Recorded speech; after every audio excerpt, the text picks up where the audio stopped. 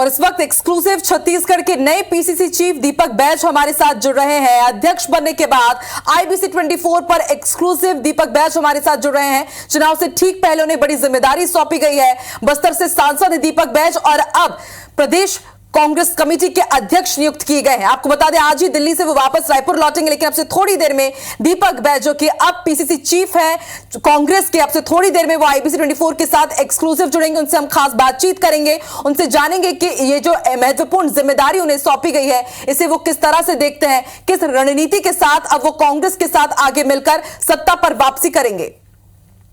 तो दीपक बैज एक्सक्लूसिव हमारे साथ जुड़ेंगे। कल देर रात की खबर सामने आई कि मोहन मरकाम की जगह अब दीपक बैज को महत्वपूर्ण जिम्मेदारी सौंपी जा रही है। नए पीसीसी चीफ अब दीपक बैज होंगे। बस्तर से सांसद हैं, बस्तर के कद्दावर नेता, और माना जाता है कि छत्तीसगढ़ की जो सत्ता की राह है वो बस्तर से ही होकर गुजरती है। तो हो सकता है कि बस्तर के कद्दावर नेता के तौर पर भी उन्हें ये महत्वपूर्ण जिम्मेदारी सौंपी गई है। और अध्यक्ष बनने के बाद आईबीसी 24 पर आप दीपक बैज को अब से थोड़ी ही देर में एक्सक्लूसिव सुनेंगे, उनकी क्या रणनीति है ये भी जानेंगे। और दीपक बैज हमारे साथ एक्सक्लूसिव जुड़ चुके हैं।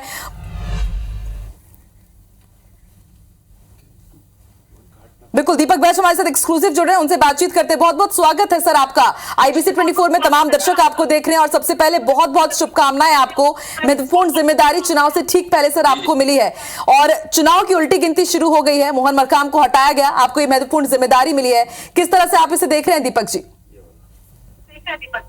जी बहुत बहुत धन्यवाद आईबीसी 24 को।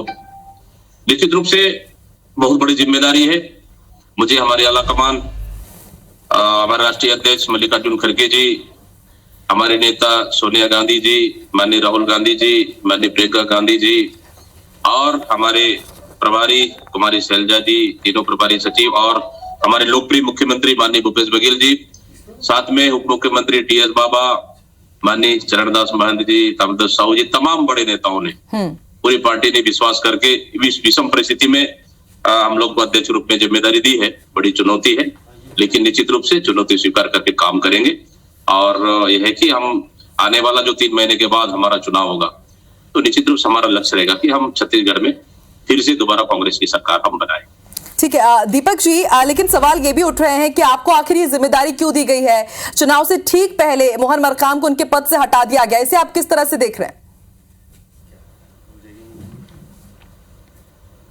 पार्टी का निर्णय है, आला कमान का निर्णय है, पार्टी का निर्णय है, सबको मानना पड़ता है। और माननीय मोहन मरकाम जी ने भी अच्छा काम किए।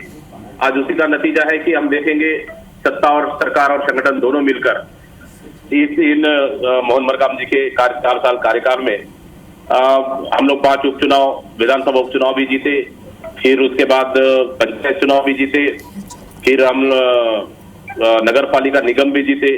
तो बहुत बड़ा उपलब्धि रहा है इनके कार्यकाल में भी। दीपक जी, अब विधानसभा चुनाव बस छत्तीसगढ़ उसके मुहाने पर ही खड़ा है। किस तरह की रणनीति आपकी रहेगी? संगठन के साथ तालमेल मिलाकर के, सत्ता के साथ समन्वय बैठा करके किस तरह से आप आगे बढ़ेंगे? निश्चित रूप से सरकार और संगठन दोनों एक गाड़ी के 2 पहिए हैं और दोनों को हम लोग सामंजस्य बैठा के मिला के हम काम करेंगे। और आने वाला समय में हमारा मकसद रहेगा कि हम छत्तीसगढ़ में 75+ सीट जीत कर आए और सरकार बनाए, क्योंकि हमारे मुख्यमंत्री माननीय भूपेश बघेल जी के नेतृत्व में अभी तक का 4.5 पौने 5 साल के कार्यकाल में मैं समझता हूँ 15 साल की तुलना करें तो बेहतर काम हुआ है। हर काम जमीनी स्तर पर हुआ है, डायरेक्ट लोगों को लाभ मिला है। इसका फायदा हम लोग को चुनाव में मिलेगा। और हमारे पास बहुत सारे मुद्दे हैं, बहुत सारी योजनाएं हैं जो जनता के बीच में जाएंगे, उसका भी लाभ मिलेगा। और सभी हमारे बड़े नेताओं को सामंजस्य बैठाकर उनका आशीर्वाद देकर हम लोग काम करेंगे। मैं समझता हूँ कहीं भी दिक्कत नहीं जाएगा और हम लोग फिर दोबारा सरकार बनाने में हम एकदम मतलब आश्वस्त हम लोग पूरी तरह से सरकार बनाने में हम सफल रहेंगे। चलिए दीपक जी, आपने पूरी रणनीति तैयार कर रखी है और बहुत बहुत शुभकामनाएं और बधाई आपको उसके लिए। दीपक जी, कहा जाता है कि छत्तीसगढ़ की सत्ता की राह बस्तर से होकर के ही गुजरती, जिसने बस्तर फतह कर लिया उसकी जीत पक्की है। और आप बस्तर के ही कद्दावर नेता है, बस्तर सांसद है, तो क्या यही बड़ी वजह रही कि आपको नए पीसीसी चीफ के तौर पर नियुक्त किया गया है?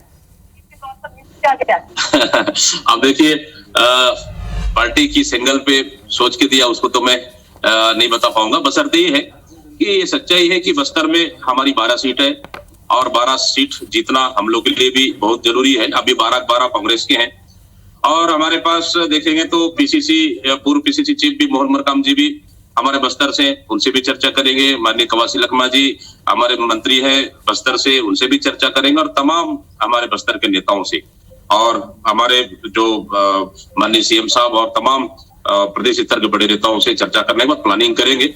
लेकिन बस्तर के लिए विशेषकर हमारे पास पहले से रोड मैप है और उस रोड मैप के तहत काम करेंगे। बस्तर में कहीं भी दिक्कत नहीं जाएगा। हम फिर से कोशिश करेंगे कि बस्तर में 12 से 12 सीट जीत के दे और बाकी मैदानी इलाका और हमारा सरगुजा क्षेत्र है, सब लोग मिलके काम करेंगे। तो मैं समझता हूं कि हम लोग के बनने से बस्तर में हम लोग को ज्यादा फायदा होगा और उसका भी पार्टी को लाभ मिलेगा।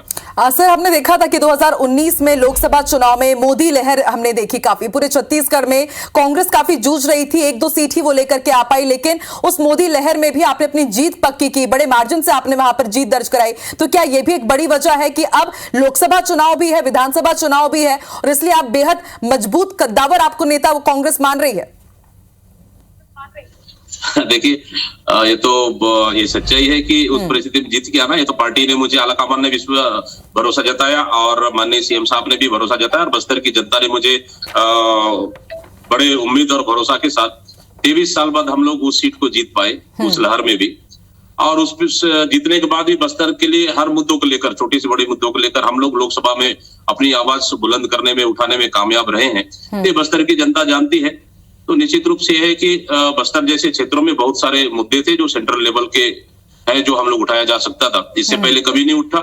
तो आज हम लोग बनने के बाद इसको लगातार उठाए हैं, उससे फायदा बस्तर को मिला भी है। तो ये सब चीज समीकरण बनेगा और अभी तक का जो भी पार्टी जिम्मेदारी दी, भरोसा की, उस पर खरे उतरे, तो निश्चित रूप से हम आगे भी पार्टी पे पूरे ईमानदारी और भरोसा के साथ काम करेंगे और पार्टी जो जिम्मेदारी दी है उस पर भी हम खरे उतरेंगे। ठीक है दीपक जी, अभी इस वक्त आपको तमाम छत्तीसगढ़ वासी सुन रहे हैं और सभी मुझे लगता है ये जरूर जानना चाह रहे होंगे कि अभी आप सांसद हैं, लेकिन अब बस साल के आखिर में विधानसभा चुनाव, तो क्या आप विधानसभा चुनाव लड़ने की तैयारी कर रहे हैं या कुछ ऐसी दावेदारी पेश करेंगे? अभी तो मैंने कुछ भी नहीं सोचा है। मैं तो पूरे पार्टी के ऊपर पूरा सब निर्णय छोड़ दिया है कि मुझे क्या करना चाहिए वो पार्टी तय करेगा। पार्टी ने इतनी बड़ी जिम्मेदारी दी है तो इस जिम्मेदारी को पूरा करना हमारा दायित्व है और पार्टी आगे जो भी निर्णय लेगी हम उस पर सहमत है। और निश्चित रूप से छत्तीसगढ़ की जनता का अभी बहुत बहुत धन्यवाद देता हूँ कि मुझे एक नए पीसीसी चीफ के रूप में नियुक्त हुआ है।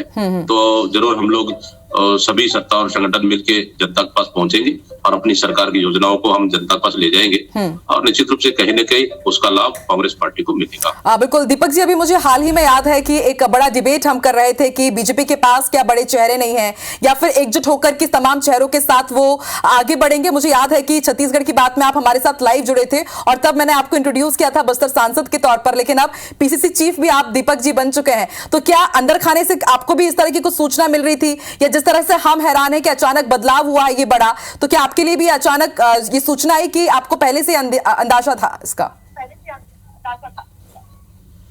नहीं, अंदेशा तो नहीं था, लेकिन यह है कि पार्टी का निर्णय है तो उसको स्वीकार कर रहे हैं। और ये सच्चाई है कि भारतीय जनता पार्टी के पास कोई भी बड़ा चेहरा नहीं है। दुर्भाग्य है कि वो जहां भारतीय जनता पार्टी जहां छत्तीसगढ़ में 15 साल राज करने के बाद आज सिर्फ 4.5 साल में ही कोई मुख्यमंत्री फेस भी उनके पास नहीं है। ये सबसे बड़ा उस पार्टी के लिए दुर्भाग्य है। अगर किसी फेस की बात करें तो सब एक दूसरे को देख रहे हैं, सेंट्रल उनके ऊपर भरोसा कर ही नहीं रहे, केंद्रीय नेतृत्व उनके ऊपर भरोसा नहीं कर रही है। लेकिन हमारे पास चेहरा है, हमारा किसान का चेहरा है, युवाओं का चेहरा है, अब हमारे आदिवासियों भरोसा करने वाला चेहरा है। तो इसलिए हमें कहीं भी कोई दिक्कत नहीं है। हम लोग बढ़िया एकदम दमदारी के साथ, पूरी तैयारी के साथ, पूरी प्लानिंग के साथ, पूरी रोड मैप हमारी तैयार हो चुकी है।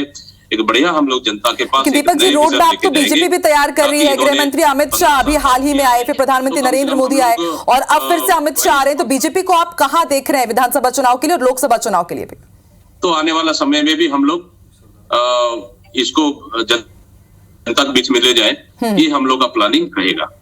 चलिए दीपक जी से हमारा संपर्क थोड़ा टूट गया है, फिर से कोशिश करेंगे उनसे बात करने की। तो आप एक्सक्लूसिवली सुन रहे थे दीपक बैज जो कि बस्तर सांसद हैं और अब पीसीसी चीफ भी नियुक्त किए गए हैं। कल ही ये बेहद बड़ी खबर आई, हर एक मुद्दे पर उन्होंने राय रखी। उन्होंने कहा है कि संगठन और सत्ता के बीच समन्वय बैठाकर के ही उनकी बड़ी रणनीति है कि वो आगे बढ़ेंगे, चुनाव लड़ेंगे और फिर जीतेंगे भी। उन्होंने कहा कि जो भी जिम्मेदारी नेतृत्व की तरफ से उन्हें दी गई है बखूबी उसे वो निभाएंगे और कोशिश यही करेंगे कि ज्यादा से ज्यादा मतों के साथ, ज्यादा से ज्यादा सीटों के साथ एक बार फिर से छत्तीसगढ़ में कांग्रेस की वापसी हो।